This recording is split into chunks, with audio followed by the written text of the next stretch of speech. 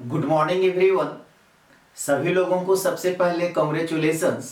अगर आप ये वीडियो देख रहे हैं तो इसका मतलब ये है कि आप 10th पास कर लिए और साइंस लेकर के आप पढ़ने के लिए डिसीजन लिए हैं। तो साइंस में केमिस्ट्री केमिस्ट्री का जो फर्स्ट चैप्टर है उस चैप्टर का नाम होता है some basic concept of chemistry. अब ये some basic concept of chemistry का मतलब क्या होता है? आपको केमिस्ट्री में कुछ बेसिक बातें बताया जाएगा, जैसे एलिमेंट क्या है, एटम क्या होता है, मॉलिक्यूल क्या होता है, उसका यूनिट हम लोग डिसाइड करेंगे। तो ये सब जो छोटा छोटा बात है जिसको कि हम लोग बेसिक कंसेप्ट ही बोलते हैं, फंडामेंटल। बिना ये सब का नॉलेज हुए आप आगे केमिस्ट्री सीख नहीं पाएंगे। इसीलिए हेडिंग डाला गया है इंट्रोडक्शन टू केमिस्ट्री। चैप्टर का नाम आप देखेंगे तो some basic concept of chemistry. तो आज जो हम लोग सिर्फ और सिर्फ ये पढ़ेंगे कि मैटर क्या होता है और मैटर का क्लासिफिकेशन कितने तरह से होता है। तो चलिए स्टार्ट करते हैं। चैप्टर का मतलब हेडिंग डाल दीजिए इंट्रोडक्शन टू केमिस्ट्री। अब केमिस्ट्री में क्या क्या करना है, क्या क्या नहीं करना है, तो किस बुक से पढ़ना है, किस से नहीं पढ़ना है। तो सबसे पहले बुक्स रिकमेंडेड में आपको यहाँ पे जो क्लास नोट लिखाया जाएगा, ठीक है, उसको पढ़ना है। ज्यादा से ज्यादा टाइम्स जो क्लास में आपको बताया जा रहा है उस पे ज्यादा फोकस करना है। सेकंड में आता है आपको स्टडी मटेरियल दिया जाएगा। सक्सेस जोन का स्टडी मटेरियल इस तरह से दिया जाएगा, हर चैप्टर का आपको असाइनमेंट मिलेगा। जैसे ये एटॉमिक स्ट्रक्चर है तो इसमें प्रीवियस ईयर जितने भी सारे क्वेश्चंस हैं वो एक जगह कलेक्शन किया हुआ है।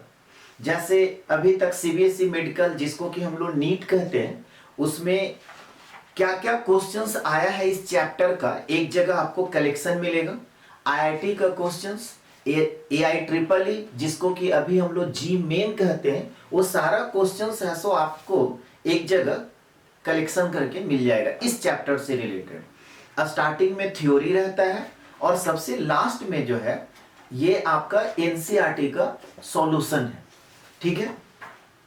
सबसे लास्ट में असाइनमेंट का जो सबसे लास्ट होता है उसमें एनसीईआरटी का सॉल्यूशन होता है। तो सबसे पहला काम क्या करना है? सबसे पहला काम क्लास नोट्स पे ज्यादा फोकस करना। दूसरा जो फिर आपको स्टडी मटेरियल दिया जाएगा उसको पढ़ना है। थर्ड में आता है डीपीपी। अब ये डीपीपी क्या है? डीपीपी का मतलब हो गया डेली प्रैक्टिस प्रॉब्लम, ठीक है। तो इस तरह का आपको हर एक चैप्टर, हर एक टॉपिक का आपको डीपीपी दिया जाएगा, ठीक है। इसमें या तो 15 क्वेश्चंस होते हैं या 20 क्वेश्चंस होते हैं। जैसे ये अभी जो आपको पढ़ाया जा रहा है इंट्रोडक्शन टू केमिस्ट्री, उसी का ये डीपीपी है और इसमें टोटल है सो 20 क्वेश्चंस है, ठीक है। तो जैसे जैसे आपको आगे टॉपिक बढ़ते जाता है और आपको रोज, ठीक है, प्रैक्टिस करने के लिए इस तरह से सीट मिलेगा जिसको आपको करके आना है, ठीक है। इसके बाद फोर्थ में आता है सबसे कंपलसरी जो बुक है वो आपका एनसीईआरटी। एनसीईआरटी सभी स्टूडेंट को खरीदना है और एनसीईआरटी पर ही ज्यादा फोकस करना है। ये जो आपका 4 लिखाया गया class notes, success zone study material और डीपीपी और एनसीईआरटी, ये 4 बुक पे ज्यादा फोकस करना है, ठीक है। इसके बाद कोई एक बुक आप साइड बुक अगर आप चाहते हैं तो खरीद सकते हैं, नहीं भी खरीदेंगे तब भी आपका काम चल जाएगा, लेकिन एक साइड बुक रखना चाहिए। अब जैसे बुक में कंसेप्चुअल फिजिकल केमिस्ट्री ये आता है बालाजी पब्लिकेशन का, आप इसको ले लीजिए। या एक text book of physical chemistry ये आता है जीआरबी पब्लिकेशन का, आप इसको भी ले सकते हैं। या कंपेनियन केमिस्ट्री इस दिनेश पब्लिकेशन का होता है, इसको भी आप खरीद सकते हैं। या मॉडर्न एबीसी केमिस्ट्री, ये मॉडर्न पब्लिकेशन का है। और एक और बुक आती है फिजिकल केमिस्ट्री जो कि वेले पब्लिकेशन का है। अब ये जो आपका बुक का नाम लिखाया गया इसमें से कोई एक बुक लेना है, घर को लाइब्रेरी आपको नहीं बनाना है, या अपने फ्रेंड को इम्प्रेस नहीं करना है। आपके पास पैसा है, सारा बुक खरीद करके रैक में सजा दिए, वो गलती कभी नहीं करना है।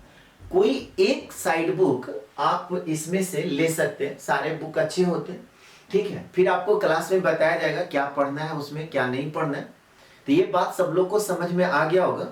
आप किसी एक बुक को 10 टाइम्स पढ़िए, वो ज्यादा बेहतर है कि 10 बुक्स को आप 1 टाइम पढ़ते हैं, ठीक है। तो अब चलिए स्टार्ट करते हैं क्लास।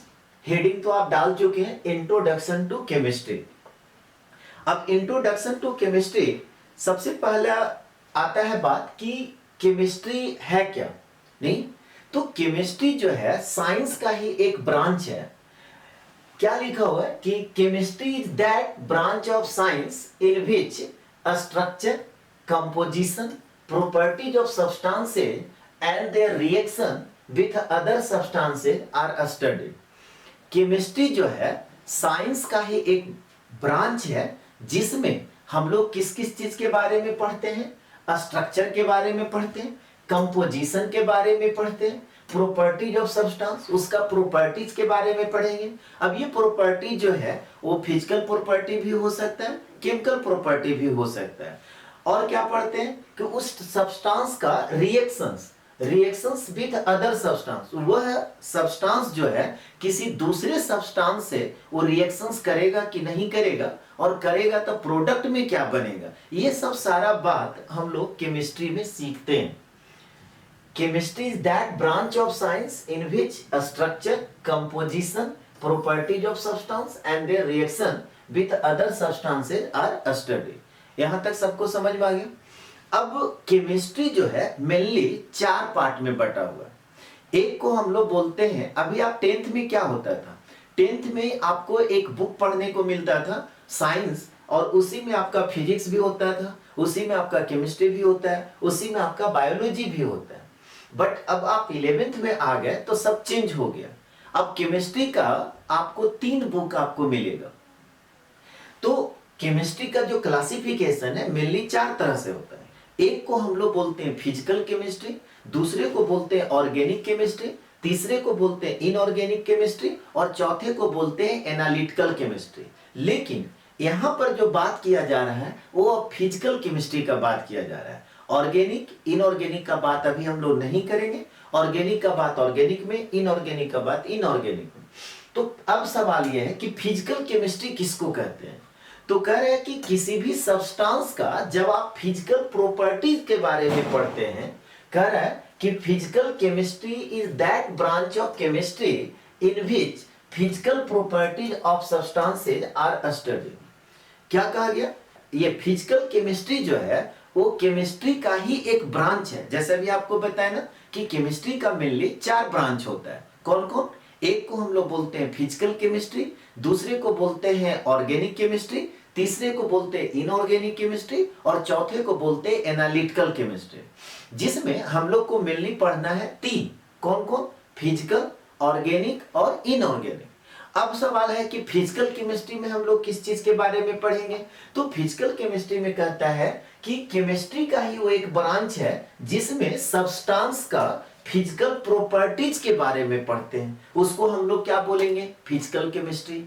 बोलिए, सब लोग को समझ में आ गया। फिजिकल केमिस्ट्री में क्या हो पढ़ेंगे हम लोग, किसी भी सब्सटेंस का फिजिकल प्रॉपर्टीज के बारे में जिस केमिस्ट्री में हम लोग पढ़ते हैं उस केमिस्ट्री को फिजिकल केमिस्ट्री कहेंगे। इसको जल्दी से नोट कर लीजिए।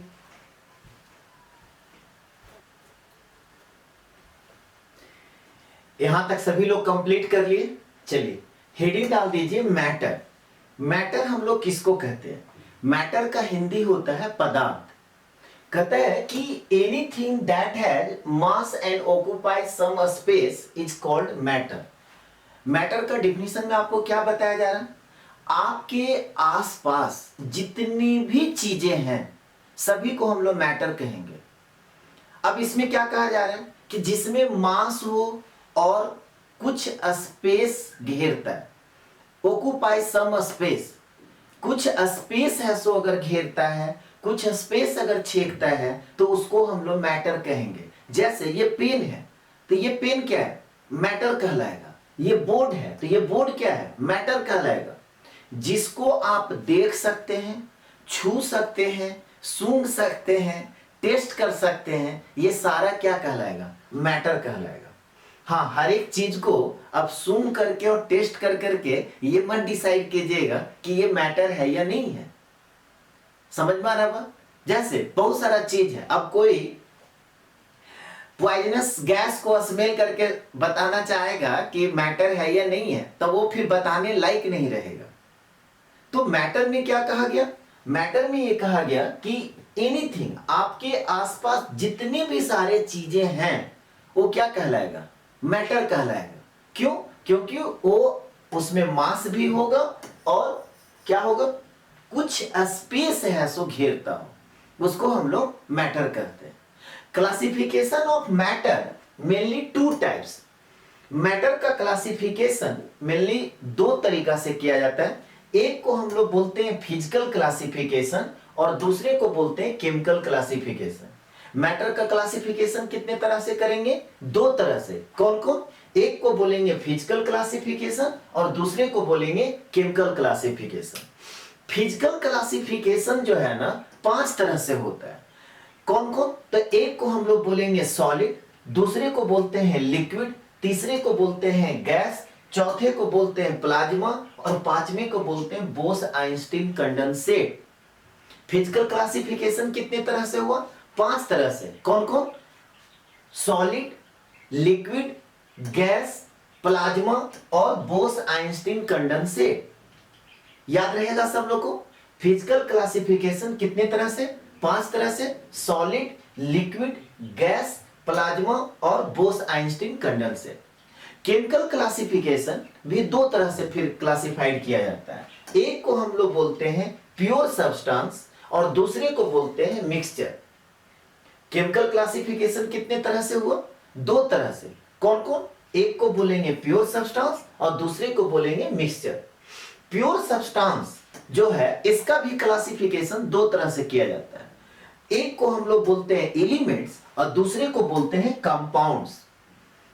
प्योर सब्सटेंस कितने तरह से हो गया, 2 तरह से। कौन कौन? एक को बोलेंगे एलिमेंट्स और दूसरे को बोलेंगे कंपाउंड्स। एलिमेंट्स जो है 3 तरह से होता है। एक को बोलते हैं मेटल्स, दूसरे को बोलते हैं नॉन मेटल्स और तीसरे को बोलते हैं मेटलॉइड्स। एलिमेंट कितने तरह से हुआ, 3 तरह का। कौन कौन? मेटल, नॉन मेटल और मेटलॉइड्स। कंपाउंड्स का क्लासिफिकेशन फिर 2 तरह से हुआ। एक को बोलेंगे इनऑर्गेनिक कंपाउंड और दूसरे को बोलेंगे ऑर्गेनिक कंपाउंड।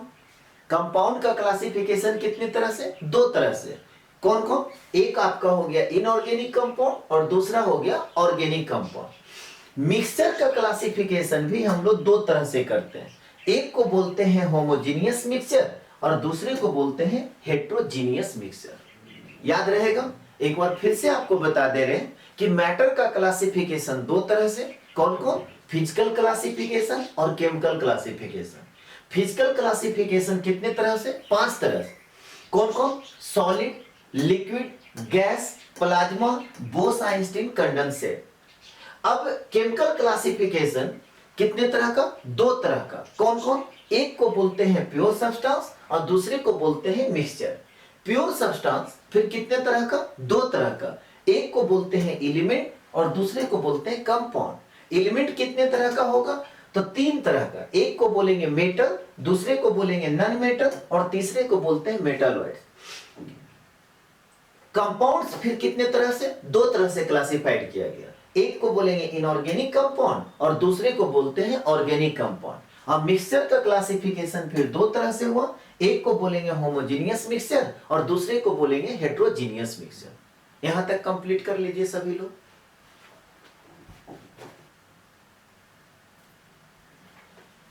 यहां तक सभी लोग कर लिए। चलिए अब हम लोग बारी बारी से डिफिनीशन देखेंगे कि सॉलिड किसको कहते हैं, लिक्विड किसको कहेंगे, गैस किसको कहेंगे और प्लाज्मा किसको कहते हैं और बोस-आइंस्टीन कंडेंसेट किसको कहते हैं। तो सबसे पहले हेडिंग डाल दीजिए सॉलिड्स। एक डेफिनिट वॉल्यूम है और एक डेफिनिट शेप है, तो इसको हम लोग क्या बोलेंगे, सॉलिड कहेंगे। तो कहता है कि ए solid has a definite volume and A definite shape. Solid किसको कहेंगे? जिसमें डेफिनिट वॉल्यूम होगा और डेफिनिट शेप होगा, उसको हम लोग क्या बोलेंगे? सॉलिड बोलेंगे। जैसे ये पेन है, तो इसमें डेफिनिट वॉल्यूम भी है और डेफिनिट शेप है, तो इसको हम लोग क्या बोलेंगे? सॉलिड बोलेंगे। जैसे एग्जांपल में वुड, बुक, पेन एसेट्रा, ये सब क्या कहलाएगा? सॉलिड कहलाएगा। नेक्स्ट में लिक्विड। लिक्विड में क्या होगा? लिक्विड में तो डेफिनिट वॉल्यूम होगा बट डेफिनिट शेप नहीं होगा। क्यों? जैसे आप मार्केट से 1 लीटर का आप दूध लाते हैं पैकेट का, ठीक है, कोई भी ब्रांड का आप लाते हैं, तो वो क्या होता है? वो 1 लीटर उसका डेफिनिट वॉल्यूम तो हुआ, बट जैसे ही आप घर लाते हैं किसी बर्तन में आप डालते हैं तो उस बर्तन का शेप ले लेता है। समझ में आ रहा है बात? तो जिस बर्तन में आप डालेंगे उस बर्तन का शेप ले लेगा। यानी कि लिक्विड में क्या होगा कि डेफिनिट वॉल्यूम तो होगा बट डेफिनिट शेप नहीं होगा। A liquid has a definite volume but no definite shape. Liquid किसको कहेंगे? जिसमें डेफिनिट वॉल्यूम होगा बट उसमें कोई डेफिनिट शेप नहीं होगा, उसको हम लोग लिक्विड कहते हैं। जैसे आप एग्जांपल में लिख सकते हैं क्या क्या? वाटर आपका हो गया, और क्या हो सकता है? ऑयल हो सकता है, और क्या हो सकता है? मिल्क हो सकता है, एसेट्रा। बहुत सारे ऐसे चीजें हैं। थर्ड में क्या है? थर्ड में आपका है गैस। अब गैस में देखिए क्या होगा? गैस में ना तो डेफिनिट वॉल्यूम होगा और ना तो डेफिनिट उसका शेप होगा। गैस में क्या होगा? कह रहा है कि gas neither possesses a definite volume nor a definite shape. Gas में क्या होगा? ना तो डेफिनिट वॉल्यूम होगा ना डेफिनिट शेप होगा, इसको हम लोग गैस कहेंगे। जैसे एग्जांपल में देख लीजिए, हाइड्रोजन गैस हो गया, ऑक्सीजन गैस हो गया, यहां पे नाइट्रोजन गैस हो गया, एसेट्रा। तो इसमें क्या है कि ना तो डेफिनिट वॉल्यूम होगा ना तो डेफिनिट शेप होगा। अब चौथा जो था उसको हम लोग बोलते हैं प्लाज्मा। प्लाज्मा क्या होता है? अब देखिए, प्लाज्मा और बोस आइंस्टीन कंडेंसेट जो होता है, बहुत सारे बुक में देखिएगा कि फिजिकल क्लासिफिकेशन वो 3 ही तरह से लिखते हैं। कौन कौन? Solid, liquid, gas. अब ये प्लाज्मा और बोस आइंस्टीन कंडेंसेट क्यों नहीं डिफाइन करते हैं? तो उसके पीछे बस सिर्फ रीजन यही है कि ये प्लाज्मा और बोस आइंस्टीन कंडेंसेट जो होता है गैसियस स्टेट का ही एक फॉर्म होता है। अब ये गैसियस स्टेट का कौन सा फॉर्म? तो कहता है कि किसी गैस को आप हाई टेम्परेचर देते हैं। प्लाज्मा क्या होगा? किसी गैस को जब आप हाई टेम्परेचर देते हैं तो ये गैसियस आयन और फ्री इलेक्ट्रॉन में टूट जाता है। यानी कि प्लाज्मा जो स्टेट है वो गैसियस स्टेट का ही एक फॉर्म होता है। तो इसीलिए मैक्सिमम बुक में आप देखिएगा कि प्लाज्मा और बोस आइंस्टीन कंडेंसेट को डिफाइन नहीं किया रहता है, सिर्फ सॉलिड, लिक्विड, गैस। लेकिन आपको जानना चाहिए कि गैसियस स्टेट का 2 और फॉर्म होता है, जिसको कि एक को हम लोग बोलते हैं प्लाज्मा और दूसरे को बोलते हैं बोस आइंस्टीन कंडेंसेट। प्लाज्मा में आपको क्या बताया गया? प्लाज्मा में आपको यह बताया गया कि गैस को जब आप हाई टेम्परेचर देते हैं तो वो क्या होता है? गैसियस आयन में टूट जाएगा और साथ ही साथ फ्री इलेक्ट्रॉन में टूट जाता है। उसी स्टेट को हम लोग प्लाज्मा स्टेट कहेंगे। और लास्ट में क्या बताया गया? Bose Einstein condensate.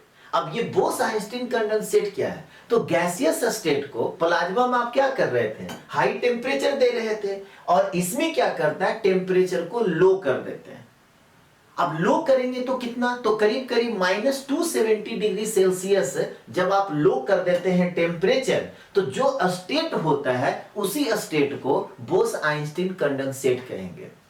गैसियस का 2 और अलग स्टेट हुआ, एक को हम लोग बोलते हैं प्लाज्मा और दूसरे को हम लोग बोलते हैं बोस आइंस्टीन कंडेंसेट। प्लाज्मा में आपको यह बताया गया कि गैस को ही हाई टेम्परेचर जब देते हैं तब वो क्या होता है? गैसियस आयन और फ्री इलेक्ट्रॉन में टूट जाता है। उसी स्टेट को हम लोग क्या बोलेंगे? प्लाज्मा। और बोस आइंस्टीन कंडेंसेट किसको कहेंगे? तो गैसियस स्टेट को ही आप क्या करते हैं? टेम्परेचर लो कर देते हैं। ठीक है, टेम्परेचर क्या करते हैं? लो कर देते हैं, तब वो क्या कहलाता है? Bose Einstein condensate. और वो टेम्परेचर करीब करीब -270 डिग्री सेल्सियस आप करते हैं। इसको नोट कर लीजिए सभी लोग।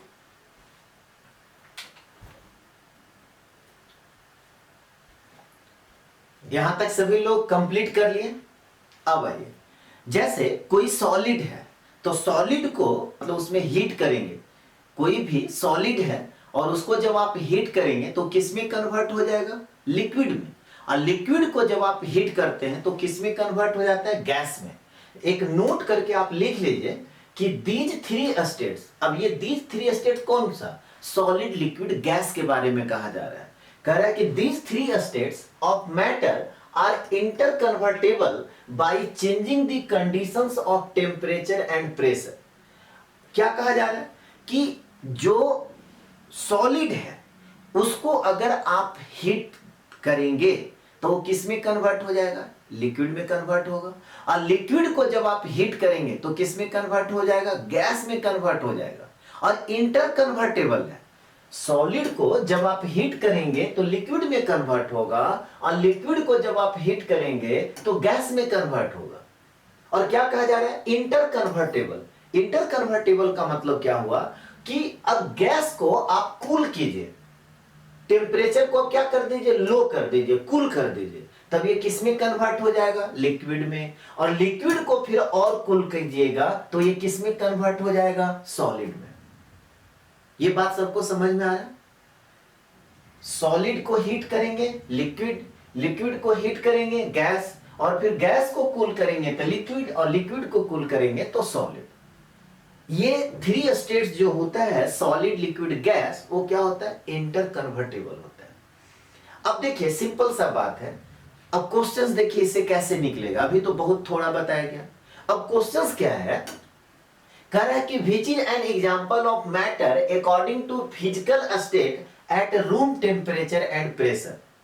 आपको बताना है कि रूम टेम्परेचर एंड प्रेशर पे फिजिकल स्टेट का जो क्लासिफिकेशन है वो क्या क्या है, एग्जांपल आपको। तो अभी आपको बताया गया कि फिजिकल स्टेट जो होता है, मतलब फिजिकल स्टेट का जो क्लासिफिकेशन होता है वो क्या क्या होता है, सॉलिड होता है, लिक्विड होता है, गैस होता है।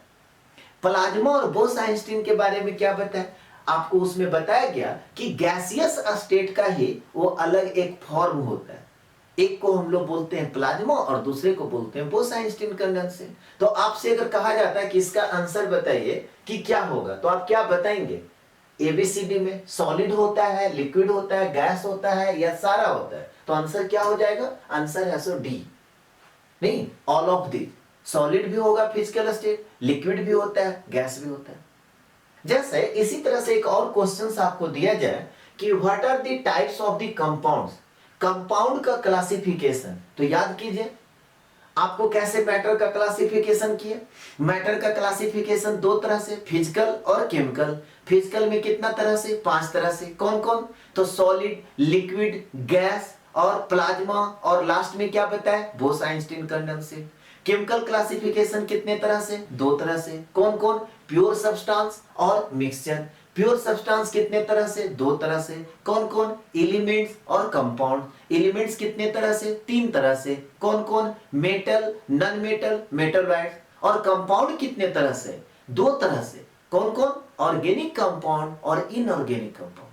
तो यहां पे क्या कह रहा है कि what are the types of the compound, compound का क्लासिफिकेशन कितने तरह से होता है, कौन कौन होता है। तो यहां पे देखिए ए में दिया हुआ ऑर्गेनिक कंपाउंड, बी में दिया हुआ इनऑर्गेनिक कंपाउंड, सी में दिया हुआ both A and B. Both A and B का मतलब क्या हुआ, ऑर्गेनिक भी और इनऑर्गेनिक, और डी में है नॉन ऑफ दी। बताइए क्या आंसर होगा, इसका आंसर क्या होगा। तो कंपाउंड का क्लासिफिकेशन 2 तरह से होता है, एक को बोलते हैं ऑर्गेनिक कंपाउंड और दूसरे को बोलते हैं इनऑर्गेनिक कंपाउंड। तो इसका आंसर है सो क्या हो जाएगा, सी हो जाएगा। तो इस तरह का क्वेश्चंस आपको अभी छोटा छोटा क्वेश्चन जो भी पढ़ाया जाएगा ना, वो आपको इसमें क्वेश्चंस करना है। तो डीपीपी जो आपको मिलेगा उसमें यही सब छोटा छोटा क्वेश्चंस अभी स्टार्टिंग में रहेगा, ये सब क्वेश्चंस आपको करना है। जैसे अभी ये जो 2 क्वेश्चंस हम यहाँ पे बताए वो डीपीपी में पहला और दूसरा क्वेश्चन है, ठीक है। अब इसमें टोटल क्वेश्चंस है सो आपका 20 है, तो इसको घर पे बैठ करके बनाना है, ठीक है। आज यहीं पे क्लास समाप्त कर रहे हैं। नेक्स्ट क्लास में हम लोग देखेंगे प्योर सब्सटेंस से, नहीं नेक्स्ट क्लास में हम लोग देखेंगे केमिकल क्लासिफिकेशन दो तरह से होता है, एक को बोलते हैं प्योर सब्सटेंस और दूसरे को बोलते हैं मिक्सचर। तो वहां से स्टार्ट करेंगे। चलिए इसी उम्मीद के साथ विदा लेते हैं कि आज का दिन आपका अच्छा बीते और आने वाला कल आज से और अच्छा बीते। Have a nice day. Thank you.